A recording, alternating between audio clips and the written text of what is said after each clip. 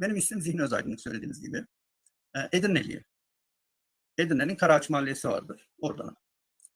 Ankara'da bulunma amacım da işte o çocukların okulları dolayısıyla Ankara'ya gelmiştim. Şu an Ankara'dayız.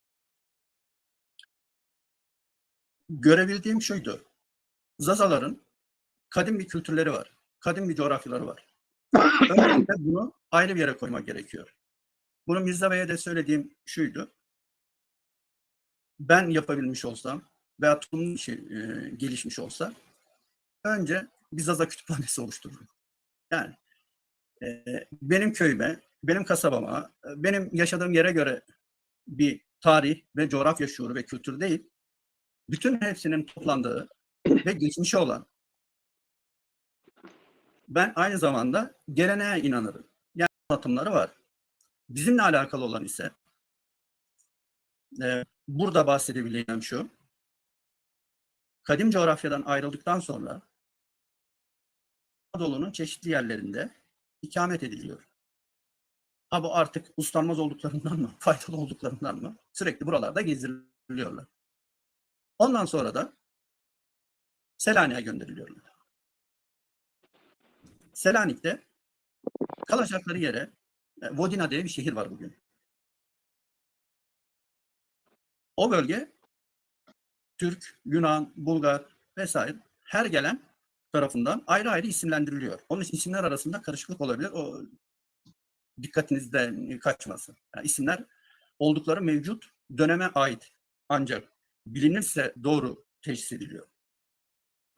Burada Selanik'ten kendi bölgelerine geliyorlar. Size burada söyleyebileceğim, hem de topluma söyleyebileceğim şu. Büyüklerimiz o şekilde aktarıyorlardı. Aktardılar daha doğrusu bana. Ya biz bunca yol geldik. Bütün bunları gördük. Ama gele gele yeni memlekete mi geldik? Yani çıkış yaptıkları yerle gelmiş oldukları yer birbirine çok benziyordu. Bu ben size işte 600 senedeyim, 1000 senelik bir yolculuk. Değerli bir arkadaşımız konuyu farklı olarak hep birlikte kabul etmiyoruz. Yani Zazaların biz önder olduklarını kabul ediyoruz zaten. İşlerindeki bütün konuşmalarda da benim dinleyebildiğim Zazalar lider özelliği vardır. Herkes baş olmak istiyor. Onun için problem çıkıyor deniyordu. Yine de teşekkür ederiz katılımından dolayı Yavuz Baki arkadaşımıza. Eğer sonuna kadar izleyebilirse böyle bir şey olmadığını da görür. Netice itibarıyla dünyamızın içinde bulunduğu şartlarda da genetiklerden gelen insanların aktarımlarını, insanları yönlendirdiği gerçeklik. Güzel arkadaşımızın fikrine de katılıyorum.